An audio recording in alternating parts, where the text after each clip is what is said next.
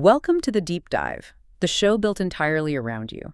We take your overwhelming stack of sources, filter them down to the clear, crucial insights, and deliver them with just enough context and, well, personality to make the information stick. And today, we are wading into a topic that, frankly, affects absolutely every modern person. I mean, everyone from the executive to the student, we're talking about mental clutter. It's the invisible tax on modern life, and we are paying a staggering price for it. We pulled material today from foundational guides, notably 10-Minute Mindfulness and Declutter Your Mind, among a few others. Right. And our mission for you, the listener, is pretty comprehensive. We want to give you a definitive diagnosis of the noise in your head. So figuring where it all comes from. Exactly. Identifying the four main forces that create mental clutter, and then, and this is the critical part, arming you with practical, actionable strategies. And we're moving beyond just theory and into implementation, right? We're talking about specific habits, routines, and some really crucial mindset shifts. We are. And we're going to cover this across four core domains where clutter just seems to accumulate your thoughts, your obligations, your relationships, and your physical surroundings. A full life audit, basically. You could call it that. And we have to start with the core premise, because this is the root of the problem that the sources consistently identify. Which is? The prevalent issue of existing in automatic pilot mode. Okay, let's unpack that. That state of being on autopilot. It sounds kind of benign, but the sources paint a picture of, well, quiet misery. It's not benign at all. Operating robotically means we are fundamentally unaware of our authentic feelings, our thoughts, our actions. We're just, moving through life on rails. We're not steering. And that reduces the human experience to just a series of mechanical reactions. That's exactly right. And this isn't just some philosophical debate about existence. This is a recipe for severe, measurable consequences. So it leads directly to diminished wellness, chronic stress. Deep dissatisfaction and a profound disconnection from the richness of the present moment. Yeah. You're just not there. And if you stay locked in that state, the consequences manifest physically, right? That's right. I mean, we're talking about tangible health deterioration. Absolutely. The chronic, unaddressed stress from that mindlessness just stacks up. It leads to increased anxiety and, quite often, depression. And physically. Physically, symptoms show up as sleep issues. Yeah. Because the mind just will not shut down.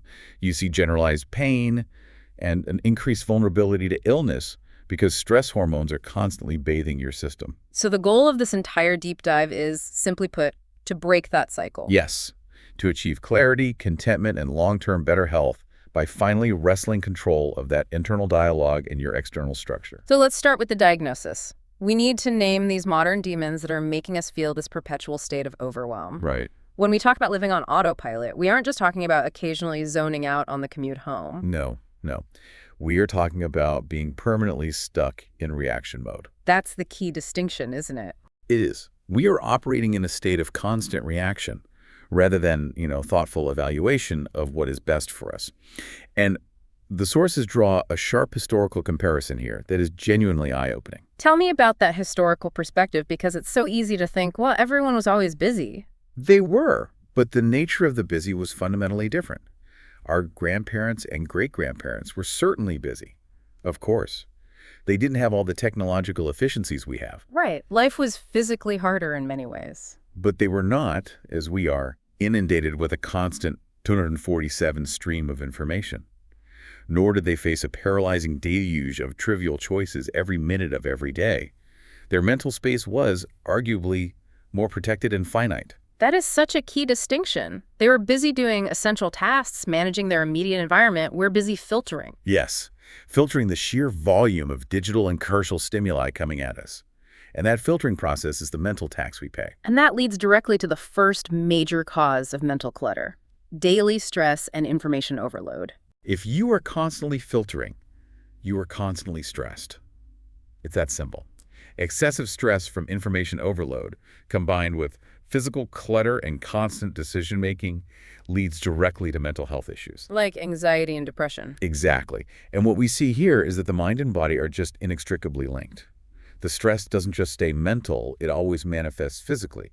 You mentioned sleep issues before. The inability to sleep, persistent pain, headaches, a weakened immune system, increased vulnerability to infections. I mean, the sources use that famous anecdote of the news anchor Dan Harris. Oh, right, his on-air panic attack. Exactly. His unresolved stress related to his war zone coverage and subsequent self-medication all culminated in that public moment. The authors highlight this not as a personal failure, but as a profound public wake-up call. A wake-up call about the sheer enormity of unchecked mindlessness and chronic stress. Especially in these high-pressure environments. His experience became a catalyst for him and for many others to seek out mindfulness. That story really drives home the idea that just avoiding the problem, it isn't a strategy. It will catch up to you. It always does. Which brings us to the second and perhaps most current insidious clutter source: technology, media, and inattention. It is the great paradox of the 21st century, isn't it?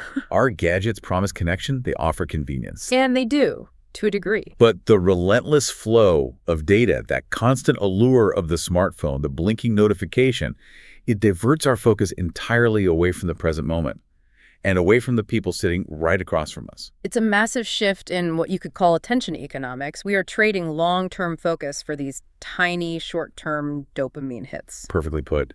And the media and societal pressures compounding this are just overwhelming. We are constantly exposed to these curated, idealized versions of life. Which just fuels feelings of inadequacy. It creates a relentless pursuit of external validation, this need to prove that we too are optimized and happy and successful. And this digital stuff emails, social media notifications, all the random browser tabs, it insidiously occupies our time with non-essential, often anxiety-producing activities. It's not a neutral time filler.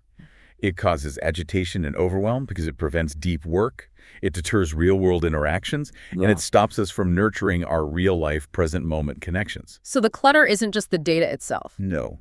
It's the resulting feeling of always being behind or, not being enough. Okay, here's where it gets really interesting, because we're diving into the mental tax of the mundane, the paradox of choice. Right. We're taught to cherish freedom of choice, but the sources argue that an abundance of options actually leads to anxiety, decision fatigue, and, weirdly, deep dissatisfaction with the choices we do make. The statistics are truly wild when you start to look at everyday life. Think about something as simple as grocery shopping. The data from 2014 showed the average supermarket carried over 42,000 items. 42,000, that's insane. What used to be a quick run for staples now requires this agonizing mental calculation. I feel this personally. Am I going to buy the Greek yogurt, the Icelandic skyr, the low-fat, the organic, the full cream, the one with chia seeds? Each little decision eats up a sliver of mental capacity. That's classic decision fatigue for the mundane. And it extends to absolutely everything. The authors cite trying to buy a pair of jeans. Oh, don't even start. A staple wardrobe item, right. But it throws you into a spiral of decisions. Baggy fit, boot cut, skinny, vintage wash, dark wash, button fly, zipper, high-rise, low-rise. It's an overwhelming micro-optimization of a product that just covers your legs. And the influential response to this paradox is so telling. We see examples of these really high-achieving figures who deliberately limit their choices. Yes, figures like President Obama. He famously limited his clothing choices, wearing virtually the same suit every single day. And he said why, didn't he? He explicitly stated that he did it to reduce decision fatigue, to preserve his mental energy for decisions that actually mattered, decisions that impact national or global policy. The essence of the solution, then, which I guess we'll return to, lies in essentialism. Exactly, figuring out what is truly necessary and eliminating the mental drain of the rest. The fourth and final cause of mental clutter is fundamental to human biology, and may be the most difficult to overcome without conscious effort. The negativity bias. Right. This is an evolutionary survival mechanism. We are hardwired to respond more strongly and to allocate more mental energy to negative experiences than to positive ones. So if 10 good things happen in a day and one bad thing happens. The bad thing is what your brain focuses on before you fall asleep. And while that instinct once kept us safe from, a lion in the savannah, how does it manifest as clutter today in our relatively safe modern lives? It translates into rumination, overthinking, and threat exaggeration. Your mind constantly spins toward the worst-case scenario. It replays arguments or anticipates future problems that might never happen. And the problem is, this is a default setting. It's the default. The sources are very clear that this instinctual bias is a persistent opponent. It must be deliberately counteracted with mindful practices and conscious reframing. Otherwise, your mind will just naturally drift to the worst possible outcome, keeping you permanently on edge. So we have the diagnosis: stress overload, addictive tech, decision paralysis, and a negative default setting. That's a lot of forces working against us. How do we start the practical, systematic process of retraining the mind and fighting back? We begin with the most fundamental, yet almost universally overlooked function of the human body. Breathing. Breathing. If you can't control your breath, you can't control your mind. This is the absolute cornerstone habit for all subsequent clarity work. Habit number 1, focused deep breathing. It seems almost too simple.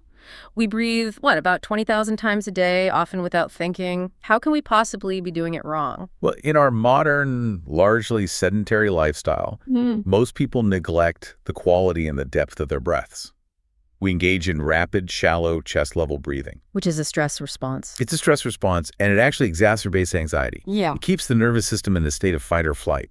Focused, proper breathing is designed specifically to stimulate the vagus nerve. And that triggers the relaxation response. Exactly. It triggers the parasympathetic nervous system, which directly counteracts the effects of stress. And here is where the science really backs this up. The sources detail some incredible physiological benefits that go far beyond just feeling calm. They are so wide-ranging. For instance, proper breathing, particularly nasal breathing, helps boost the production of nitric oxide. Nitric oxide, okay. Now, nitric oxide is a vasodilator. It relaxes the inner muscles of the blood vessels, causing them to widen. This improves blood flow. So that impacts everything. It enhances immunity, supports heart health, reduces blood pressure. Ah. Better breathing means better internal chemistry, which translates directly to better mental health. It's all connected. Precisely. Beyond nitric oxide, deep breathing significantly improves the quality and oxygenation of your blood, making sure your brain and muscles are running on clean fuel. It aids digestion, which is often the first thing to get disrupted by stress. And it even helps with weight control. Because it manages stress hormones, yes, it can even assist in weight control. It is truly the most fundamental, free tool you have for enhancing calmness and preparing the mind for deeper work. Okay, so what are the concrete, actionable practices we need to implement to shift from that shallow chest breathing to proper deep breathing? The sources outline 4 key practices. First, and this is simple, improve your posture. If you are slumped over a desk, your diaphragm and lungs can't expand fully, so sit or stand up straight. That allows for maximum lung capacity. Exactly. Second, cultivate an awareness of tension. As you inhale, actively focus on relaxing tense areas, your shoulders, your jaw. Tension hinders the flow. And the third and fourth points focus on where the air actually goes. Yes. Third, practice nasal breathing. Your nose is a filter and a humidifier. It warms the air, it protects your lungs. Fourth, and this is probably the most critical part, engage in abdominal breathing. So belly breathing. Belly breathing. You should feel your stomach, your diaphragm, rise when you inhale, not just your chest. This ensures you are pulling air deep into the lower lobes of your lungs for that full, restorative oxygen exchange. Getting into the habit can be a challenge. How do we make sure this sticks and doesn't just become another thing we tried for a week? You have to introduce structure. Choose a dedicated time in a quiet space, maybe link it to an existing habit like waking up. Time your practice. Even 3 to 5 minutes daily makes a profound difference at first. And position matters. Select a comfortable sitting position like a straight-back chair or a cushion to maintain alertness. And this is key. Avoid reclining, because the goal is mindful awareness, not falling asleep. The whole practice is about that mindful pacing of the inhale and the exhale. Once we've established that physical foundation of deep breathing, we can move to the next level of mental training. Habit number 2, mental clarity through meditation. Right. Meditation is described beautifully in the sources as a powerful tool to enter the pre-existing quiet of the mind. The pre-existing quiet, I like that. That quiet is always there, but it's buried beneath the, 50,000 or so thoughts the average person has every day. Meditation is mind training. It helps you control those distracting, repetitive thoughts. Easing daily worries and anxiety. And the scientific consensus on the benefits is growing so rapidly. It's not just anecdotal anymore. So we have actual studies. Absolutely. Yeah. Scientific studies confirm benefits across the board. Improved concentration and focus, significant stress reduction, brain power enhancement, and even increased creativity as the mind learns to be still and not just constantly consume information. I think the biggest obstacle for any beginner is the idea that they are bad at meditation because they can't stop thinking. That internal resistance is what trips people up. That's the most important point to address. For beginners, the sources provide a straightforward 11-step process, but the mindset is what's key. You have to acknowledge that a wandering mind is totally normal. It's what minds do. It's what they do. You sit down, And suddenly you're thinking about an embarrassing comment you made in high school or what you need to buy for dinner. The goal is not to empty the mind entirely. So what is the goal? It's about acknowledging the thought and then gently guiding your focus back to the primary anchor. And what should that primary anchor be for novices? The breath. Your breath awareness. That's why habit number 1 is so important. You focus intently on the sensation of air entering and leaving your body. The practice is about persistence. So you acknowledge the wandering mind, but you just keep coming back. Gently guide your focus back to the breath. The initial feeling of struggle gives way to better control and a genuinely enjoyable, struggle-free experience over time. That distinction is so crucial. It's about training the attention muscle, not silencing the brain. Exactly. Now let's talk about our automatic negative programming. We can't sit on the meditation cushion all day, so how do we handle that inevitable flood of negative self-talk that happens when we're just living our lives? That's habit number 3, reframing negative thoughts. Right. And the fundamental mindset shift here is profound. It's recognizing that many people fall victim to their negative thoughts. They believe them implicitly and assume they lack control. But the reality is that your thoughts are just patterns of electrical activity. They're not your identity. Control over certain thought patterns is absolutely possible because so many of them are just old habitual loops. So the goal is to create distance from the negative thought, isn't it? Let's dive into those actionable techniques to interrupt that automatic negative loop. Distance is the primary goal. And the first technique is foundational. Be the detached witness.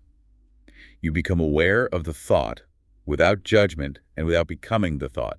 So you're observing the thought stream from the riverbank, not diving into the current. Perfect analogy. But, which leads right into the linguistic technique. Name that thought. right, this is a powerful psychological tool. It's for separation.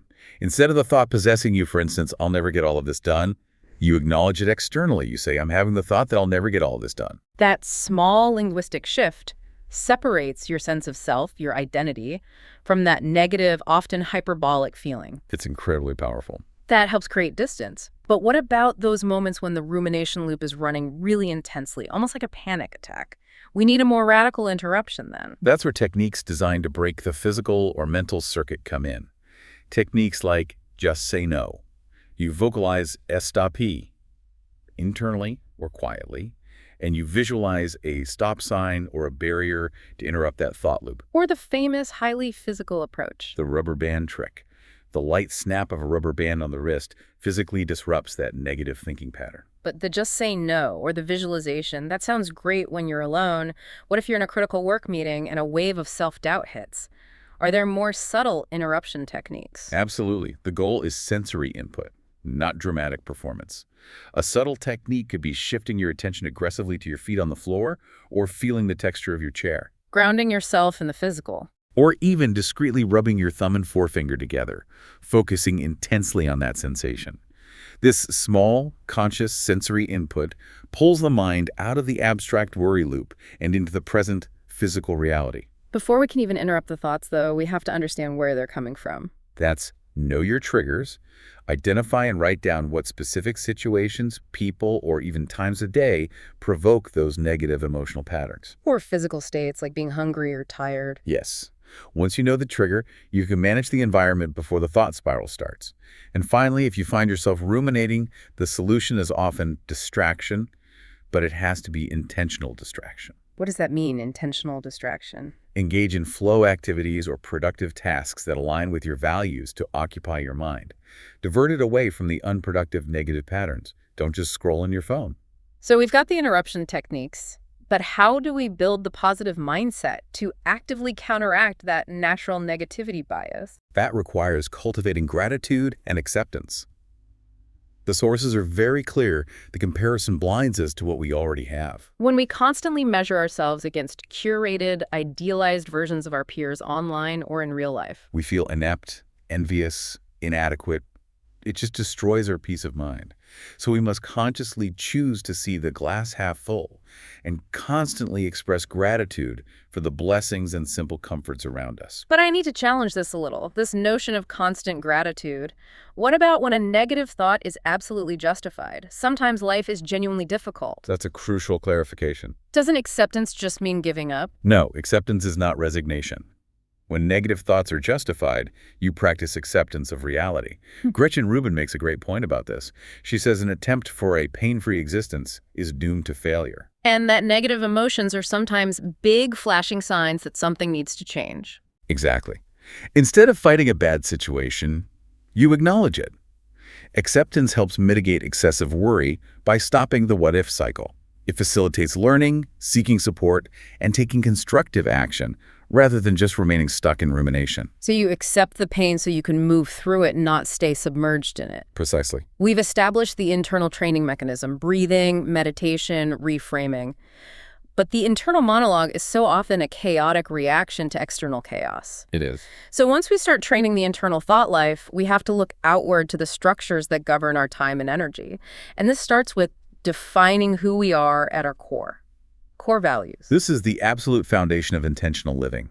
If you have never defined your values, you are essentially sailing the sea of life without a compass. You're just reacting. You are reacting to external demands, requests, and opportunities rather than proactively steering your life purposefully based on your own internal conviction. So knowing your values helps you say no without guilt, because you're not saying no to the person. You're saying yes to something more important to you. Exactly that.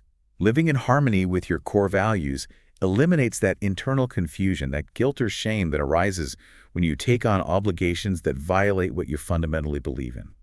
The authors call this creating a fertile environment for happiness, peace of mind, and success. Which is what we're all after. Let's walk through the detailed process of finding that compass. The sources lay out a concise 6-step process. It looks simple on paper, but requires some serious reflection. It begins with introspection. You review a comprehensive list of value words. Words like mindfulness, order, passion, peacefulness, loyalty, contribution, organization, financial freedom. And you note those that immediately resonate with you personally and professionally. Then, the crucial filtering step is to select your absolute top 5 or 6 core values for both your life and your work. And you write them down, documenting them on separate sheets to really crystallize them. But people often confuse aspirational values, who they want to be, with their actual lived values. How do we tell the difference? That's where the final and most difficult step comes in. You must analyze where your current behavior currently aligns or misaligns with those chosen values. So, for example, if family is a top 5 value, but you consistently work 80-hour weeks and miss family events, your behavior is not aligned. That misalignment is exactly where the confusion and the guilt originate. That sounds incredibly painful, to confront the gap between who you say you are and who you are acting as. It is the most impactful step. But once you see the misalignment, the goal isn't self-judgment. It's brainstorming specific, manageable actions to fix those out-of-alignment situations. Do you need to set hard work boundaries? Do you need to quit a commitment? Exactly. And the sources stress that even small incremental changes in alignment, maybe leaving work on time 2 days a week, can create a huge positive shift in your attitude and overall peace of mind. So once we have the compass, our values, we move to the map, clarifying life priorities. Without knowing our priorities across different life domains, we allow the pressures of life, a demanding boss, a needy friend, to determine our actions and decisions. Which leads to chronic internal conflict. The sources break life down into 7 key areas that demand our attention. Let's list them. Career, family, marriage or love partnership, spiritual or personal growth, leisure and social, life management. Which is things like home tasks and finances. Right. And finally, health and fitness. And the purpose of clarifying these 7 areas isn't just to list them, is it? It's about defining your ideal reality in each area. For example, not just health, but my ideal health is being able to run a 5K without pain. Precisely. Clarifying your priorities shows you exactly how you want to spend your finite resources, your time, your energy, and your money. The closer your current life comes to your ideal priority reality, the less internal conflict you will feel. The example in the source material about the author was really powerful. Yes. The author who shifted priorities heavily to family after the birth of his son. He consciously and deliberately let go of major career or fitness goals that once seemed so urgent. That was intentional realignment, not failure. So we have values and priorities. That sets the stage for the practical application. Mindful goal setting. We know worrying about the future creates an unsettled mind, but planning is still essential for fulfillment. How do we balance that tension between being present and planning for the future? This tension is resolved by grounding the idea of planning in mindfulness. You aren't suffering over the future. You are mindfully allocating resources for it. Abraham Maslow stressed that the ability to be in the present moment is a major component of mental wellness. And the Buddhist philosopher Thich Nhat Hanh reminds us that every breath and step should be consciously experienced as a moment of joyous arrival. The core idea is that we could focus on future goals while remaining content in the present moment. Change is a constant of life regardless. The suffering comes from longing for a different past or struggling against what is, not from planning for what will be. That frame is crucial. Planning without attachment. But why the specific focus on 3-month goals instead of those grand 5-year plans we used to hear about? It's a pragmatic response to modern volatility.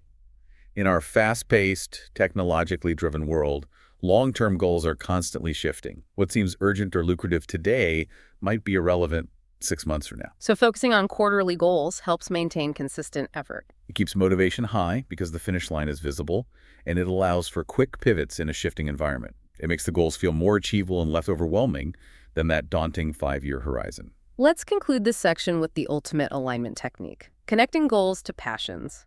When you work on something you love, you unlock a different level of energy and focus. And that in itself reduces mental friction. When you work on your passions, the sources note several benefits.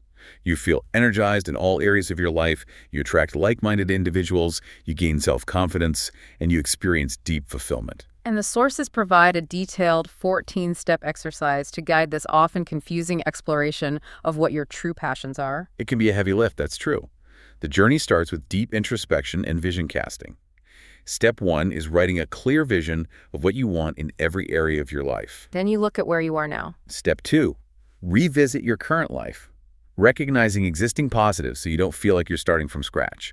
Then step 3 is to investigate yourself. Understand your core motivations using assessments or journaling. So once the internal reflection is done, we start the external exploration. Yes, the research phase.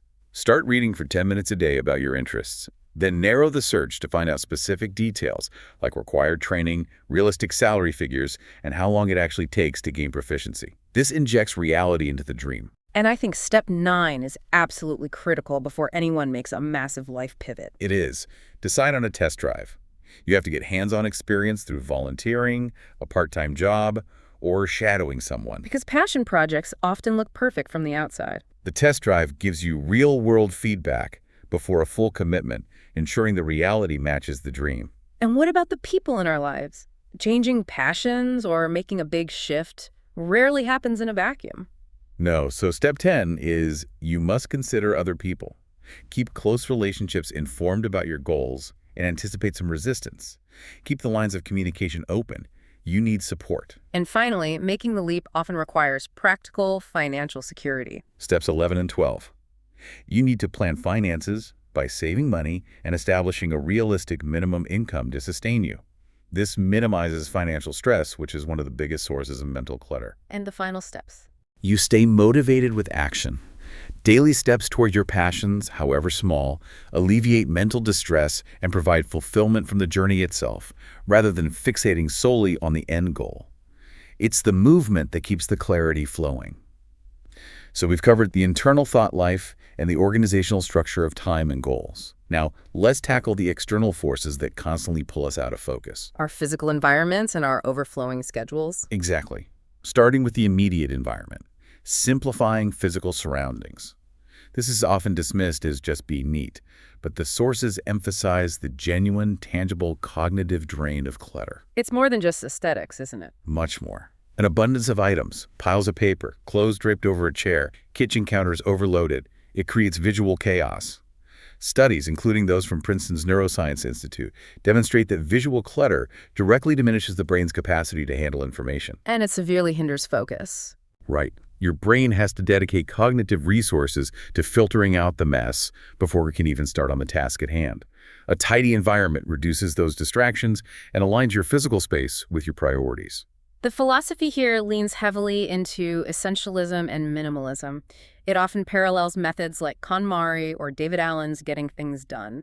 The core philosophy involves rating belongings not just on utility, but on emotional resonance. If the item doesn't bring you joy and isn't truly useful, you should let it go. And critically, this philosophy reshapes your decision-making when you're acquiring new things. It does. And that ties into the concept of driving toward the essence of the problem.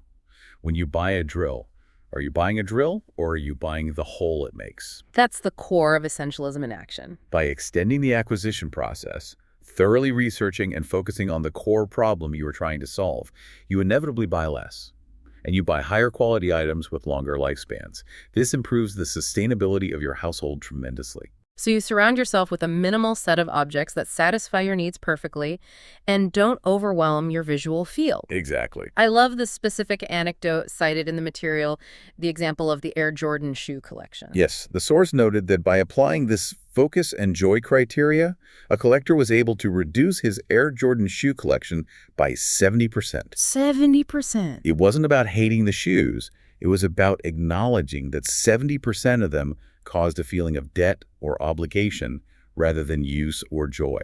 Reducing that collection gave him back mental and physical space. For listeners who feel overwhelmed just starting the physical decluttering process, that where do I even begin feeling, the sources offer a simple, manageable way to chip away at it. The 10-step decluttering process, it's meticulously designed to prevent that feeling of being swamped. You start simple. Set up a staging area, use labeled boxes for sorting, Donations, storage, trash. and crucially, use a timer and work in short increments, just 10 minutes at a time. This prevents burnout and inertia. And you tackle the most used areas first. The first area you tackle should be where you spend most of your time, like the kitchen or home office, for instant gratification and visible success. And the trick against the classic struggle of indecision that stalls the whole project. You must avoid indecision. The rule is binary. Keep only items you absolutely want and need. If you're unsure about an item, store it away temporarily for 6 months. If you don't miss it, donate it without a second thought. And that same rule applies to digital clutter. Yes, apply that same 10-minute rule specifically to digital clutter inboxes, desktop files, old downloads, which accumulates silently in our virtual spaces, causing tremendous frustration. Let's pivot to time itself. Simplifying your activities or beating the busyness trap. This is one of the biggest sources of modern mental guilt, that feeling that if you're not achieving, you're failing. It is driven by cultural pressure.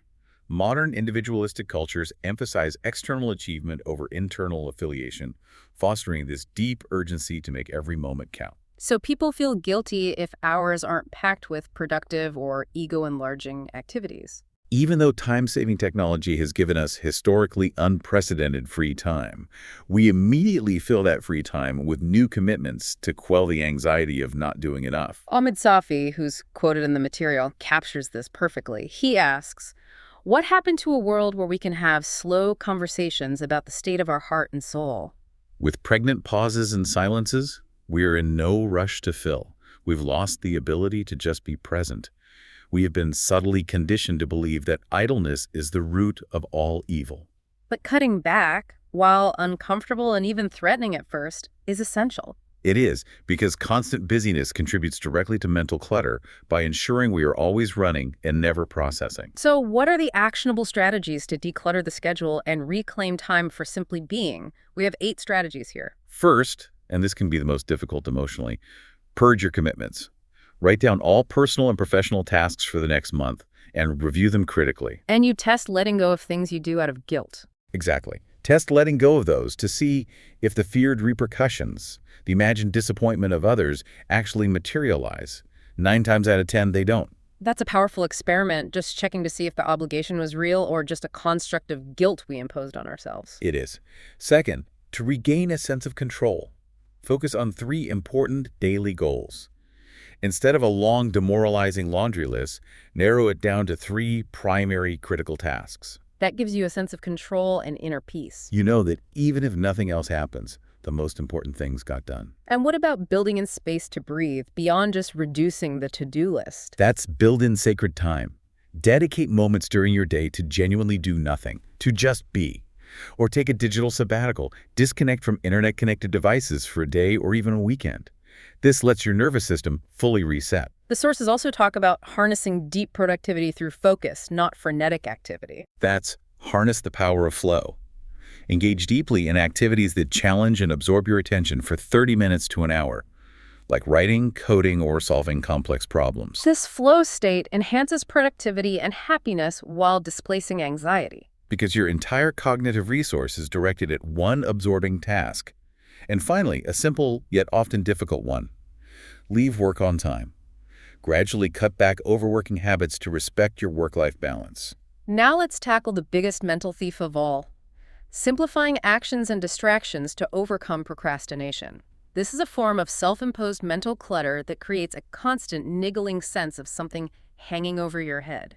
Procrastination is driven by two main forces: fear of failure, or surprisingly, fear of success, and the dread of difficult tasks. And in this age of constant distractions, it's easier than ever to put off the hard stuff. And the cost is staggering. It's not just a minor annoyance, it's a severe drain on our productive lives. It is. The sources note that chronic procrastination can cost you nearly a full workday each week in lost time, emotional labor, and redoing rushed work. That equates to 52 lost workdays a year. That's an entire year of productivity stolen every 5 years. It's incredible. The mental energy spent worrying about the task outweighs the energy required to actually perform it. So what are the actionable strategies to combat this? The key is focusing on the first step, right? Yes.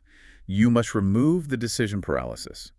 Determine your 3 most important tasks for the next day and write down why they are important, connecting them back to your values. Then you break them down. Break tasks into subtasks, estimate the time they will take, and schedule them during your peak productivity times.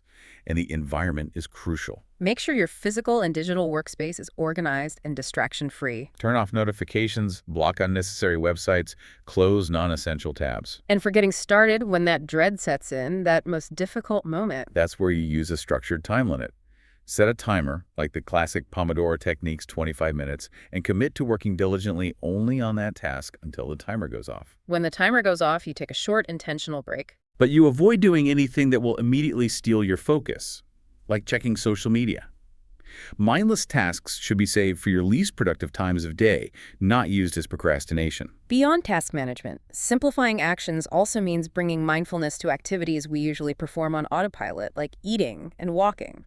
Mindful action is essential for achieving tranquility because it forces presence into the mundane. When you eat mindfully, you shift from fast, distracted meals in front of a screen to focusing entirely on the colors, smells, and sensations of the food. And when you walk mindfully, You stop hustling toward the outcome. You let walking be the destination, paying attention to the environment, the rhythm of your body, and the ground beneath your feet. and combining mindful action with physical activity is doubly beneficial for decluttering. Exercise is a powerful, immediate tool against mental clutter. It offers mood enhancement within 5 minutes of moderate activity and is confirmed to treat and prevent anxiety and depression. And if possible, combine exercise with nature. Being in forests or green spaces, even just a local park, boosts the immune system, lowers blood pressure, reduces stress, and increases your ability to focus. These dual benefits clear the mind faster than almost any other activity. We've established that relationship problems are consistently a leading cause of unhappiness and stress. Negative interactions lead to feelings of isolation and frustration. And they cause us to replay unpleasant conversations constantly in our minds. So to truly declutter your thoughts and achieve peace, you have to declutter and tend to your relationships. The data supports this as essential for long-term health. The famous Harvard study of adult development backs this up. It shows that strong relationships are the single biggest predictor of happiness and health. More so than wealth or fame. Nurturing these connections is absolutely necessary for our well-being and peace of mind. So what's the first strategy? The first core strategy for decluttering relationships is foundational. Be more present. Studies from the University of North Carolina found that couples practicing mindfulness reported significantly improved relationship happiness And better stress management skills. because they were actually paying attention to each other. And the most immediate, practical way to be present is through empathic listening. Yes. Empathic listening involves giving your full, non-judgmental attention to the speaker without interruption. This means silencing your own internal commentary, not planning your response, and focusing only on truly hearing them. This creates a safe space. It validates the speaker's message and strengthens the bond. By ensuring the listener feels thoroughly seen and understood. The second major source of relational clutter is the emotional baggage we carry, getting unstuck from the past. Right. We often identify with negative thoughts about past encounters, old slights, ancient arguments involving current people in our lives, and this just weighs us down. So to clean up the clutter of these negative memories, what's the approach? The approach is threefold, moving from external action to internal reinterpretation. First, resolve what you can. If a past issue is still causing current friction, address it through healthy, non-blaming communication. Share how you feel, listen to their perspective without defensiveness. And discuss the future of the relationship. Healthy dialogue alleviates the burden of past pain that is dragging down the present. But what if the person isn't willing to talk, or the issue is too old to fully resolve? Then you move to the internal work of reconciliation. The second step is a challenge to our own mental narrative. Challenge your story. So you reevaluate your perspective on past events. Was the person truly malicious, or were they simply thoughtless or struggling themselves? Consider different angles. Empathize with others involved to reinterpret those memories and reduce the negative feelings. Our memory isn't always fact, is it? The sources remind us. It's often a story we tell ourselves to maintain a sense of moral superiority or victimhood. Reinterpreting that story is freeing. And finally, a strategy purely for our own emotional benefit. Offer forgiveness. Forgiveness is perhaps the ultimate act of mental decluttering. It is for your own peace and growth, even if it is unasked for or the other party is unrepentant. So how do you do that practically? A practical mental step involves reminding yourself that the offending person acted to the best of their abilities at the time, given their knowledge, their emotional state, their history. This helps shift your focus from past blame toward personal growth. Of course, sometimes forgiveness isn't enough, and a relationship is simply toxic, draining, or damaging to your well-being. That leads to the necessary, though painful step. Letting go of unhealthy relationships. This is a form of radical essentialism for your emotional life. And it is sometimes absolutely necessary. For mental well-being and personal safety, you need to look for clear, consistent signs. Verbal, emotional, or physical abuse, consistent dishonesty, deeply divergent core values that cause constant friction. Or just general toxicity and negativity that leave you feeling worse every time you interact. Exactly. If the decision is made, what is the process of saying goodbye with minimal friction and maximum clarity? How do you manage the guilt? First, address the guilt by consciously considering the positives of life without the friction. Imagine the peace and relief you would feel. Second, you must define what goodbye really means. Is it permanent severance? Is some limited communication tolerated? You have to be clear on that. And when you communicate your intentions, keep it short. Focus entirely on your own feelings and needs, So you say, I need space to focus on my emotional health. rather than listing their faults or blaming them. This prevents a defensive argument. Finally, accept that it will be a process and allow yourself to grieve the relationship if necessary. Even letting go of a toxic person involves grieving the hope of what that relationship could have been. Yes. This has been a necessary and, well, a really holistic deep dive into regaining control of our attention, our environment, and our internal landscape. It has. The path to clarity, as we've seen, requires simultaneous effort across multiple fronts, working on the internal mindset through habits like focused breathing and reframing, Aligning external life structures by defining values and simplifying schedules. and fostering meaningful present connections. What's fascinating here is the realization that mindfulness is not a temporary destination. It's a holistic life philosophy, a continuous path of growth and learning. Right. It involves embracing a lifestyle marked by total focus, acceptance of reality, and the absence of judgment. We won't keep our mental house free from clutter all the time because life is messy, but we can profoundly impact our thoughts and our external structures enough to dramatically improve our quality of life and sense of inner peace. So what does this all mean for you, the learner, when you look at the sheer volume of strategies we've covered? Values, priorities, meditation, decluttering steps. Where do you start when the task feels so large? You don't have to do it all at once. The source encourages a simple, incremental approach. Identify one area for a quick win that resonates most strongly with your current friction point. Start small. Really small. Maybe it's dedicating just 10 minutes to deep abdominal breathing, or tackling just 10 minutes of digital clutter daily, or committing to prioritizing only your top 3 daily goals. Even those small, incremental changes. They create huge positive shifts in attitude, leading you toward a more centered, peaceful, and fulfilled existence. Start with the one thing that feels easiest to maintain for 7 consecutive days. Fantastic. We started this whole deep dive by looking at how very little is needed to make a happy life. The ancient wisdom, as quoted in the sources from Marcus Aurelius, says, "Very little is needed to make a happy life." It's all within yourself, in your way of thinking. And if true clarity comes from focusing only on what truly matters and aligning with those core values, those 5 or 6 principles that define you, this raises an important question for you to consider this week as you apply this knowledge. What single, seemingly non-essential commitment could you purge from your schedule this week? That commitment you keep purely due to guilt or old obligation that would give you back the most emotional energy. Something powerful to mull over as you begin your intentional journey toward mental clarity.